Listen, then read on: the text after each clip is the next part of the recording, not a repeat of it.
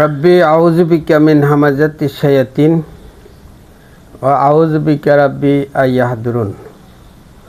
সালামুন আলাইকুম। কোরআন থেকে জানতে চাই, আমি মহিউদ্দিন। আমি এখন আলোচনা করব সালাত নিয়ে। যত কথা, সালাত একটা গুরুত্বপূর্ণ বিষয়। যারা পরিপূর্ণভাবে কোরআন মানে তারা কীরকম সালাত কায়েম করে, আর যারা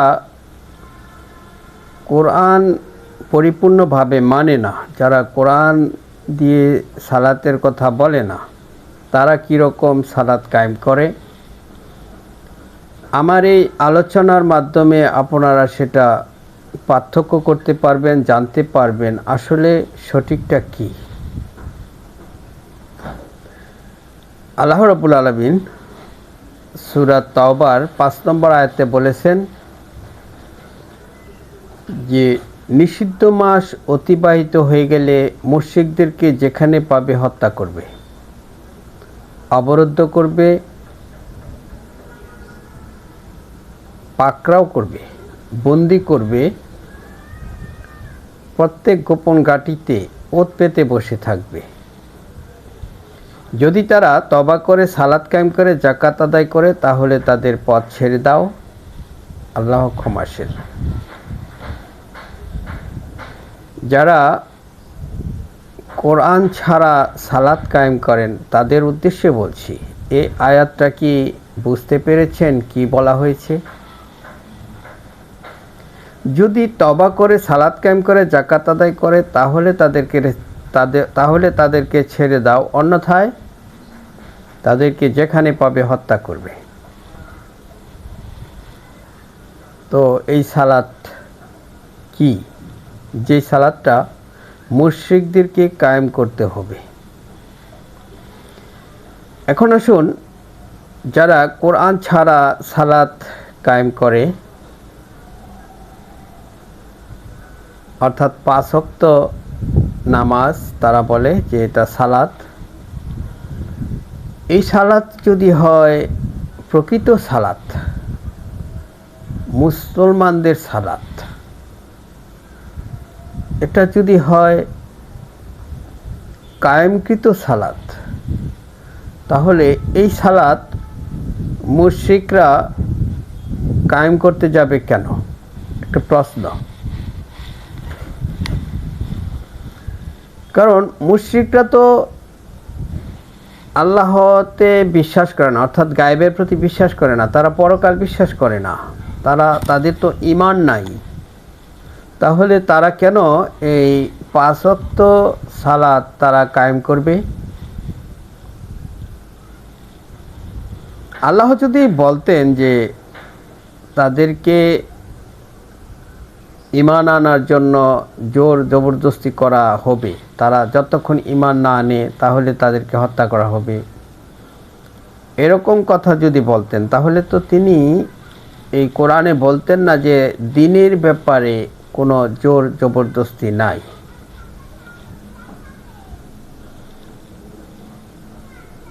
যার যার দিন তার তার জন্য। সূরা কাফিরুনের শেষ আয়াতে যেটা বলা হয়েছে, তোমাদের দিন তোমার জন্য, আমার দিন আমার জন্য, রসুল এভাবেই তাদেরকে বলেছেন, অর্থাৎ আল্লাহ তাদেরকে এভাবে বলেছেন। সূরা ইউনূসের 100 নম্বর আয়াতটি যদি 99 নম্বর আয়াতটি যদি দেখেন, তাহলে সেখানে আল্লাহ রাব্বুল আলামিন বলছেন, আমি চাইলে সকলকে হেদায়েত দিয়ে দিতাম, তাহলে আপনি কি তাদের উপর জোর জবরদস্তি করবেন? অর্থাৎ জোর করা, জবরদস্তি করা, তাদেরকে বাধ্য করা ঈমান আনার জন্য, দ্বীনের উপর টিকে থাকার জন্য, ঈমান আনার জন্য, বিশ্বাসী হওয়ার জন্য, মুমিন হওয়ার জন্য কোনো জোর জবরদস্তি করা যাবে না। আল্লাহ যদি চাইতেন তাহলে কেউ কুফরিও করতে পারতো না। এরকম বহু আয়াত আছে কোরআনে যে আল্লাহ চাইলে অর্থাৎ কোনো জোর জবরদস্তি নাই দিনের ব্যাপারে। তাহলে সূরা তওবার 5 নম্বর আয়াতে যে সালাত কায়েমের কথা বলা হয়েছে, মুশরিকরা যদি সালাত কায়েম না করে, তওবা না করে, যাকাত আদায় না করে, তাহলে যেখানে পাও তাদেরকে হত্যা করো। তো বুঝতেই পারছেন যে এই প্রচলিত সালাত, যেটা 5 ওয়াক্ত সালাত আমরা আদায় করে থাকি, কায়েম করে থাকি, এটাই যদি হয় সালাত, তাহলে এই কোরআনের যে নিষেধ করা হয়েছে জোর জবরদস্তি নাই, তাহলে এখানে তো স্পষ্টতই জোর জবরদস্তি করা হচ্ছে। তাদেরকে হত্যা করো যদি তারা তওবা না করে, সালাত কায়েম না করে, যাকাত আদায় না করে। তাহলে একেবারে পরিষ্কার করে বোঝা যাইতেছে যে আসলে সালাত এটা নয়। এই যে 5 ওয়াক্ত এই সালাত আমরা বলি, আসলে এটা সালাত নয়। এটাকে আপনি নামাজ বলতে পারেন, কারণ নামাজ হচ্ছে উপাসনা, আল্লাহর কাছে ধর্ণা দেওয়া, আল্লাহর কাছে সাহায্য প্রার্থনা করা, আল্লাহর ইবাদত করা, এটা ঈমানদারদের বিষয়। তাহলে আপনারা অনেকে বলতে পারেন যে এটা তো কোরআনিস্টরা করে না। কেন করে না? কারণ হচ্ছে এখানে কিছু রং আছে, কোরআন বিরোধী কার্যক্রম আছে, সেই কারণে এটা কোরআনিস্টরা করতে পারে না। যেমন ধরুন সূরা ইখলাসের 4 নম্বর আয়াতে বলা হয়েছে তার সাথে কারো তুলনা নাই, তিনি একক অদ্বিতীয়, তিনি কারো মোকাপেক্ষী নন, আল্লাহ কারো মোকাপেক্ষী নন, আল্লাহ এক অদ্বিতীয়। এই কথাগুলির বিরোধী কিছু, এই কথাগুলির বিরোধী কথা সেখানে উচ্চারণ করা হয়। যেমন আল্লাহ বলছেন আল্লাহু আহাদ বলতে সূরা ইখলাসের প্রথম নম্বর আয়াতে,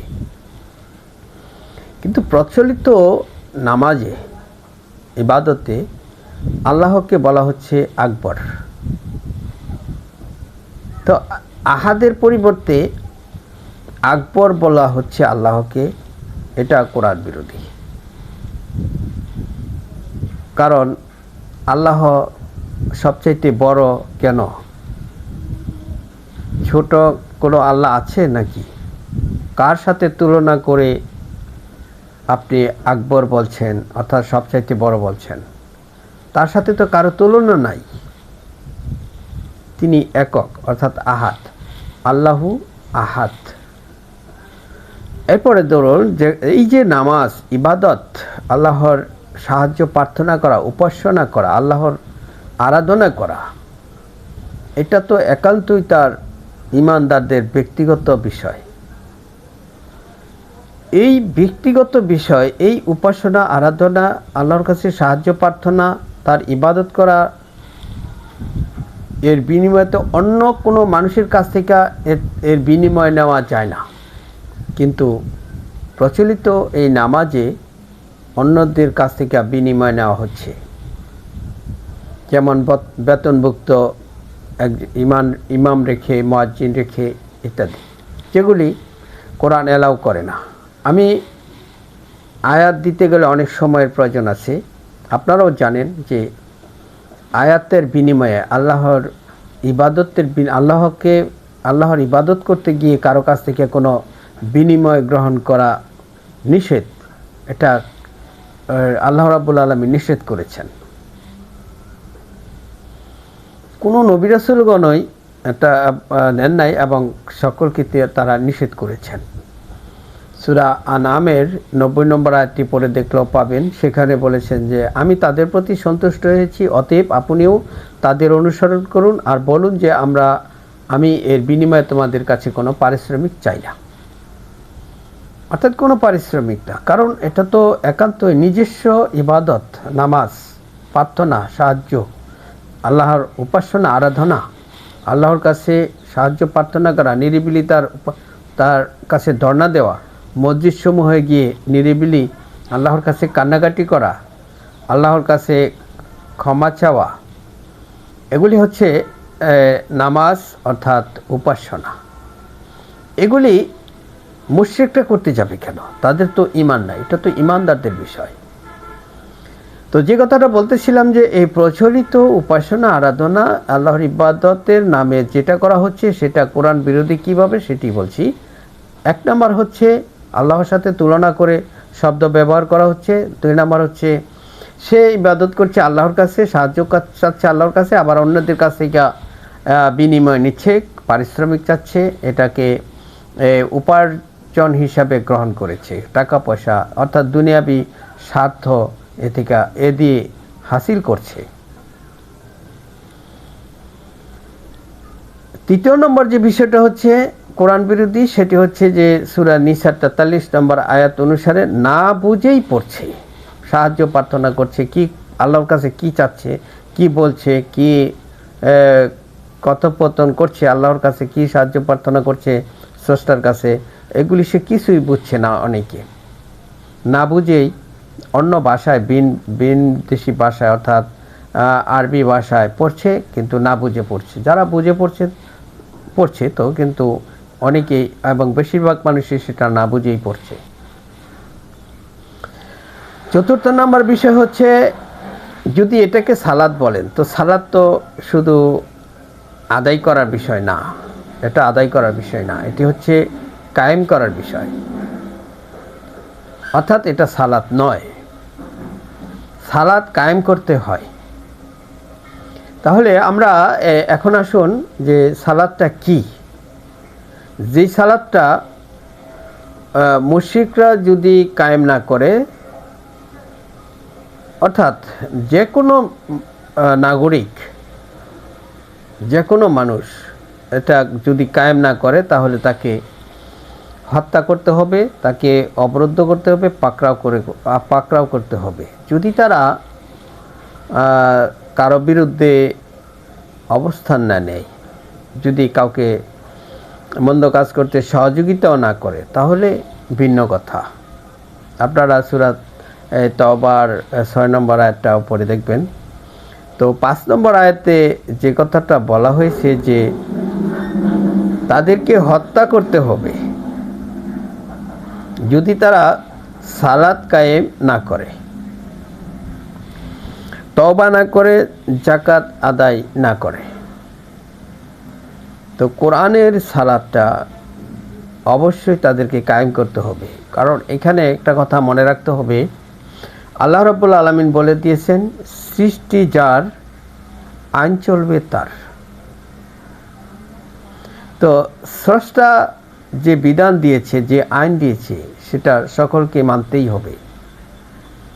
কিন্তু স্রষ্টাকে বিশ্বাস করুক বা না করুক, এটা তার ব্যক্তিগত ব্যাপার, এই ব্যাপারে কোনো জোর জবরদস্তি নাই।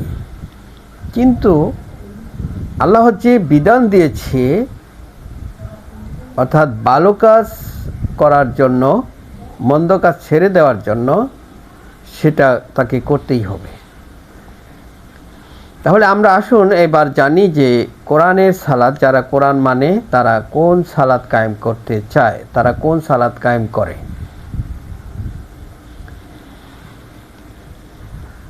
সূরা আনকাবুতের 45 নম্বর আয়াতে যদি যান, তাহলে সেখানে পাবেন যে আল্লাহ রাব্বুল আলামিন বলছেন নিশ্চয়ই সালাত মন্দ কাজ থেকে বিরত রাখে।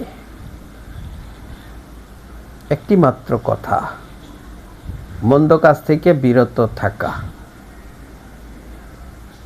এটি হচ্ছে সালাত। সমস্ত ভালো কাজ করার হচ্ছে, সমস্ত ভালো কাজগুলি করা হচ্ছে সালাত, মন্দ কাজ থেকে বিরত থাকার নাম সালাত। এই সালাত কে কায়েম করবে? কোনো দুষ্কৃতিকারী যদি মন্দ কাজ করে, যে আমি তো কাফের, ইমানদার নই, আমি তো মুশরিক, আমি যা খুশি তা করব, এটা করতে পারবে না। কারণ সে কাফের হয়েছে বলে, মুশরিক হয়েছে বলে তার জন্য পৃথিবীতে দাঙ্গা হাঙ্গামা করবে, চুরি ডাকাতি করবে, মন্দ কাজগুলি করবে, এই সুযোগ কোরআন দেয় নাই। আল্লাহ রাব্বুল আলামিন এই সুযোগ দেন নাই। তিনি কি বলেছেন? তিনি বলেছেন সূরা হজ্জের ৪১ নম্বর আয়াতে যে আমি যাদেরকে ক্ষমতা দেই তারা সালাত কায়েম করবে, যাকাত আদায় করবে, ভালো কাজ চালু করবে, মন্দ কাজ বন্ধ করবে। আমি যাদেরকে ক্ষমতা দেই। তো তাহলে দেখুন এই যে ভালো কাজ চালু করবে, মন্দ কাজ বন্ধ করবে, এটি হচ্ছে সালাত কায়েম। অর্থাৎ কোনো মন্দ কাজ করতে পারবে না কেউ। রাষ্ট্রের আইন অর্থাৎ আল্লাহর আইন দিয়ে দেশ চলবে। অর্থাৎ সমস্ত ভালো কাজগুলি আল্লাহ রাব্বুল আলামিন করতে বলেছে। এই মন্দ কাজগুলি ছাড়তে বলা হয়েছে, সেগুলি কায়েম করবে রাষ্ট্র। এটা হচ্ছে সালাত কায়েম। এই রাষ্ট্রের বিরোধিতা যারা করবে, বিদ্রোহ ঘোষণা করবে, যে তাকেই হত্যা করতে বলা হয়েছে। অর্থাৎ রাষ্ট্র যে সালাতটা কায়েম করেছে, অর্থাৎ ভালো কাজ চালু করেছে, মন্দ কাজ বন্ধ করে দিয়েছে, এটার জন্য কায়েম রেখেছে। যদি কেউ মন্দ কাজ করে তাহলে তার শাস্তির বিধান হচ্ছে তাকে মৃত্যুদণ্ড, তাকে হত্যা করতে হবে, সূরা তওবার ৫ নম্বর আয়াত অনুযায়ী। তাহলে এখানে বুঝতেই পারছেন যে সমস্ত নাগরিকের, সমস্ত মানুষের কাজ হচ্ছে একটাই, তারা ভালো কাজগুলি করতেই হবে। এটা আল্লাহ প্রদত্ত বিধান। এই বিধান তাকে মেনে চলতেই হবে, হোক সে ঈমান হারা, অর্থাৎ তার ঈমান না থাকুক, হোক সে ঈমানদার, কিন্তু ভালো কাজ করতেই হবে। মন্দ কাজ কারোর জন্যই অনুমোদন নাই যে সে মন্দ কাজ করতে পারবে। কোনো ব্যক্তি না, কেউ না, সে কাফের হোক আর ঈমানদার হোক, অর্থাৎ তাকে ভালো কাজ করতেই হবে। এটা আল্লাহর বিধান, আল্লাহর আইন, অর্থাৎ এটার নামই হচ্ছে সালাত কায়েম। তো এখন যারা আমরা কোরআন মানি, আমরা তো সালাত কায়েম করতেই হচ্ছে এবং করবেই। আর আমরা ওই সালাতটাই কায়েম করতে চাই যেটা যাবতীয় মন্দ কাজ থেকে নিজেকে বিরত রাখা। এটা কোরআন অনুমোদিত। যদি এই সালাতকে যদি সালাত না বলেন কেউ, তাহলে আপনি সূরা তওবার ৫ নম্বর আয়াত কিছুতেই মিলাতে পারবেন না। আপনি হবেন কোরআন বিরোধী। আর কোরআন বিরোধী কখনোই মুসলিম হয় না, মুসলমান হয় না, সে হয়ে যায় কাফের। আপনারা যদি প্রচলিত এই নামাজকে যদি সালাত বলেন, তাহলে আপনি এই কোরআনকে অস্বীকার করতে হবে। কোরআন যে জায়গায় বলেছে কোনো জোর জবরদস্তি নাই দ্বীনের ব্যাপারে, ঈমানের ব্যাপারে, বিশ্বাসের ব্যাপারে, হেদায়েতের ব্যাপারে। অর্থাৎ হেদায়েত আল্লাহ রাব্বুল আলামিন। আমি যদি আল্লাহর হাতে, আল্লাহ বলছেন আমি যদি চাইতাম তাহলে সকলকেই হেদায়েত দিয়ে দিতাম। তাহলে আপনি কি তাদের উপর জোর জবরদস্তি করবেন? অর্থাৎ নিষেধ করেছেন জোর জবরদস্তি করা। কিন্তু সূরা তওবার ৫ নম্বর আয়াতে বলেছেন সালাত কায়েম না করলে হত্যা করো, তওবা না করলে, যাকাত আদায় না করলে। তওবা মানে হচ্ছে সে ফিরে আসবে মন্দ কাজ থেকে, সিদ্ধান্ত নেবে সে আর মন্দ কাজ করবে না, সে ভালো কাজে প্রতিষ্ঠিত থাকবে। রাষ্ট্র যেটা চালু করেছে এটার নাম হচ্ছে সালাত কায়েম করবে সে। আর যাকাত আদায় মানে নিজের পরিশুদ্ধি আনবে, সে মন্দ লোকের থেকে ভালো হয়ে যাবে।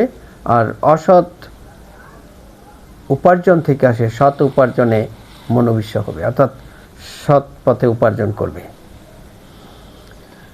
এই যে সালাত, এটাই হচ্ছে সালাত কায়েম।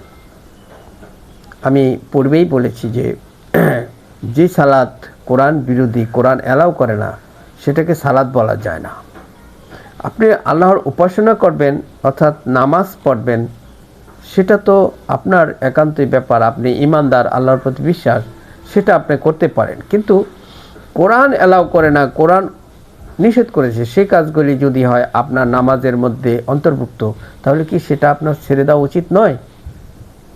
যেমন বেতন নেওয়া, আল্লাহর সাথে আল্লাহর তুলনামূলক শব্দ ব্যবহার করা, হ্যাঁ, আল্লাহর একত্ববাদের পরিবর্তে আপনি কি বলছেন, আল্লাহ সবার চাইতে বড়, কারোর সাথে তার তুলনা করা, বেতন নেওয়া, তারপর এই না বুঝে পড়া, এই সমস্ত কাজগুলি তো কোরআন নিষেধ করেছে, তাও সেগুলি তো আপনাকে ছাড়তে হবে। আপনার রাকাত হিসাব করে পড়েন, সমস্যা নাই, একসাথে মিলেমিশে পড়েন, সমস্যা নাই। এখন আপনি কোরআন পড়বেন, সকলকে নিয়ে পড়বেন, এটা তো আল্লাহ রাব্বুল আলামিন বলেছেন যারা জানে তাদের কাছ থেকে জেনে নাও।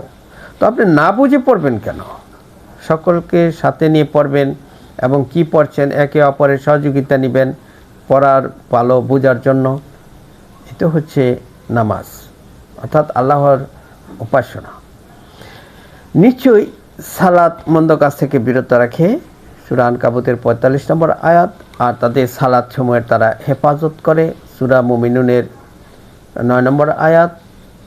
তারা বিনয়ী থাকে তাদের সালাতে, সেটা অর্থাৎ তারা নম্র, তারা হচ্ছে রুকু সিজদাকারী, তারা হচ্ছে রুকুকারী অর্থাৎ বিনয়ী, সূরা মুমিনুনের 2 নম্বর আয়াত।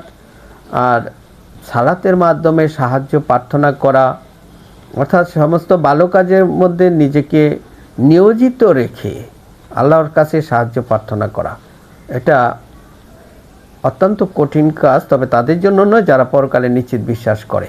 যারা পরকালে নিশ্চিত বিশ্বাসী তারা হয়তো আল্লাহকে ভয় করে, এবং ভয় করে মানুষ অর্থাৎ মন্দ কাজ থেকে বিরত থাকে। সে মন্দ কাজ করে না, আল্লাহকে ভয় করে। আল্লাহর স্মরণ হচ্ছে সবচাইতে বড়, অর্থাৎ আল্লাহর ভয়।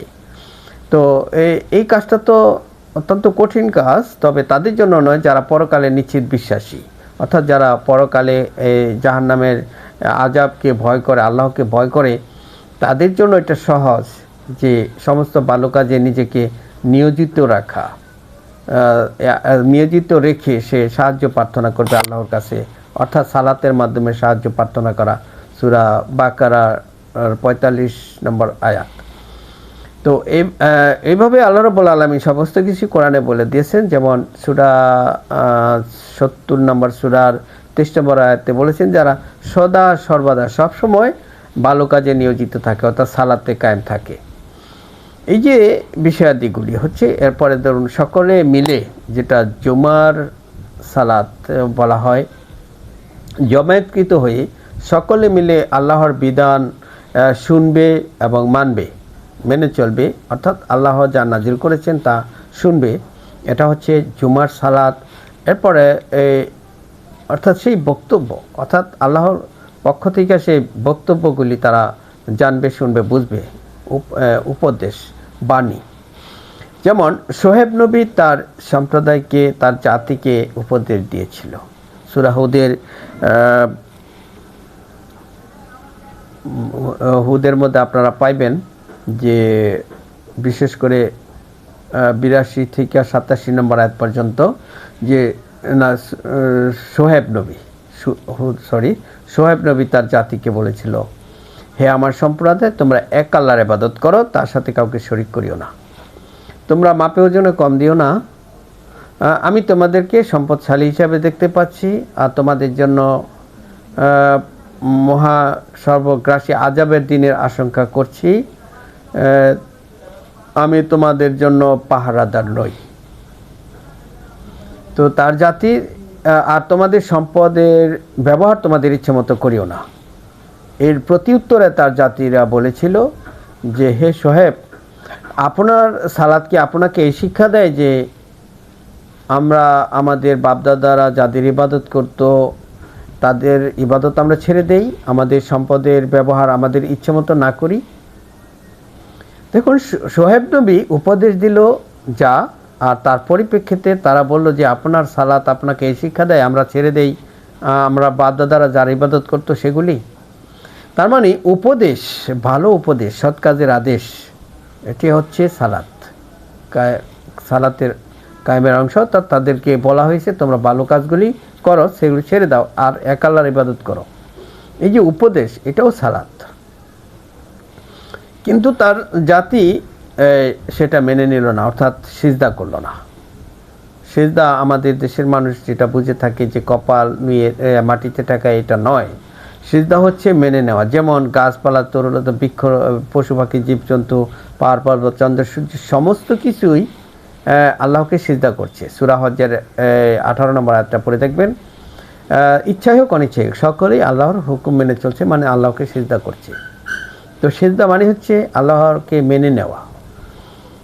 তো এই যে তার জাতি, শোয়েব নবীর জাতি, তার বক্তব্য, তার উপদেশ বাণী তারা মেনে নিল না, অর্থাৎ তারা সিজদা করল না। আবার দেখুন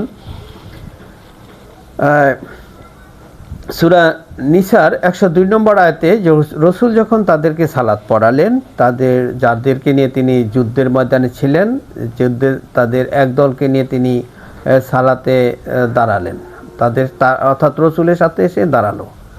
দুই দলে বিভক্ত হয়ে এক দল এসে দাঁড়ালো, আর তিনি সালাত তাদেরকে শোনালেন। আপনি যদি তাদেরকে সালাত পড়াতে চান, তাহলে তাদের একটি দল যেন আপনার সাথে এসে দাঁড়ায়, অস্ত্র সাথে রাখে, সিজদা করে পিছনে চলে যায়। অর্থাৎ আপনি যা পড়বেন, আপনি যা তাদেরকে শোনাবেন, সেটা তারা শুনে মেনে নিয়ে পিছনে চলে যাবে, অস্ত্র সাথে রাখবে, সতর্ক থাকবে। অপর দল এসে তারা পিছনে চলে যাবে, অপর দল এসে যেন আপনার সাথে এসে দাঁড়ায়, অস্ত্র সাথে রাখে, সশস্ত্র থাকে, অর্থাৎ সতর্ক থাকে এবং সিজদা করে সালাত শেষ করে। তো এখানেও দেখুন মেনে নেওয়ার বিষয়টাই হবে সালাত, যে রাসূল যে তাদেরকে উপদেশ বাণী দিয়ে শুনিয়েছে, সেগুলি তারা শুনবে এবং মেনে নেবে। কিন্তু তারা মেনে নিয়েছে, তারা পিছনে চলে গিয়েছে একদল এসে, আর শোয়েব নবীর জাতি সম্প্রদায় মেনে নেয় নাই, অর্থাৎ তারা সিজদা করে নাই। আর রসুলের অর্থাৎ নবী মুহাম্মদ, বিশেষ করে যদিও মুহাম্মদ বলা হচ্ছে না, রসুলের কথা বলা হয়েছে, তো রসুল তো যুদ্ধ করেছেন, শেষ নবী, সেটা আমরা কোরআন থেকে পাই যে দিন কায়েম করার জন্য, বিজয়ী করার জন্য তিনি সশস্ত্র যুদ্ধে লিপ্ত হয়েছেন, অংশগ্রহণ করেছেন। সেই যুদ্ধের ময়দানে একদল তার সাথে অস্ত্র সাথে নিয়েই সালাত পড়েছে, অর্থাৎ সালাত শুনেছে আর মেনে নিয়েছে, সিজদা করেছে। এইভাবে এই সালাতের যে বিষয়গুলি, এগুলি আমরা কোরআন থেকে জানতে পাই।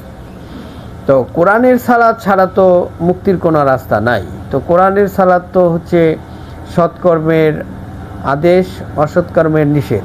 তারা ভালো কাজ চালু করবে, মন্দ কাজ বন্ধ করবে। নিশ্চয়ই সালাত মন্দ কাজ থেকে বিরত রাখে। আর সালাত সকলকেই কায়েম করতে হবে, প্রতিটা নাগরিক, ইমানদার হোক আর বেঈমান হোক, কারোর জন্যই সালাত মাপ নাই। সালাত করতেই হবে। যদি তারা সালাত কায়েম না করে, তাহলে তাদের মৃত্যুদণ্ডের বিধান কোরআনে দেওয়া হয়েছে সূরা তাওবার 5 নম্বর আয়াতে। এখন আসুন, এই সালাত কায়েম করার জন্য আমরা যে কার্যকর বিষয়টা, সেটি হচ্ছে যে এই কোরআনিস্টরা, যারা কোরআন মানে, তারা তো সালাত সদা সর্বদা সালাতে কায়েম থাকে, অর্থাৎ তাদের দ্বারা মন্দ কাজ সংগঠিত হয় না। আর এখন আমরা লক্ষ্য করতে পারছি, যারা প্রচলিত অর্থাৎ কোরআনের সালাত যারা কায়েম করে না, কোরআন যেভাবে সালাত কায়েমের কথা বলা হয়েছে, তাদের মধ্যে আমরা লক্ষ্য করতে পারছি বিভিন্ন সমস্যা দেখা দিয়েছে। তারা বিভিন্নভাবে কোরআনকে ভুলভাবে উপস্থাপন করে। তাদের দ্বারা সেটা প্রকাশ পেতে শুরু করেছে। তারা যে কোরআন মানে না, তারা বলতেই শুরু করেছে যে কোরআন দিয়ে কিছু হবে না, কোরআন মানলে হবে না, কোরআন দিয়া এই হবে না, সেই হবে না, কোরআনের মধ্যে এই পাবে না, সেই পাবে না। অর্থাৎ তারা যা করছে সেগুলি কোরআনে পাবে না, কোরআন দ্বারা সেটা হবে না, এটা তারা স্বীকার করছে এবং স্বীকার করছে। এবং তারা স্বীকার করার কারণেই এখন তারাও বুঝতে পারছে যে আসলে কি আমরা কি আসলে কি কোরআন থেকে দূরে সরে যাচ্ছি কিনা। এই হলো বিষয়টা। দেখুন, আলোচনা সালাতের উপরে খুব বেশি একটা প্রয়োজন পড়ে না, কিন্তু বাস্তবিকতা হচ্ছে যে এমন সালাত কায়েম হচ্ছে যেটা কোরআন সম্মত নয়, সেই কারণেই এতগুলি কথা বলতে হচ্ছে। তো আরও সালাতের ব্যাপারে আরও কথা আপনারা আরও জেনে নেবেন। আরও অনেক বিষয় আছে, কারণ সালাত ছাড়া কেউ জান্নাতে যেতে পারবে না। জি, আমি আমার আলোচনা আর দীর্ঘায়িত না করে এখানে শেষ করছি। সালামুন আলাইকুম।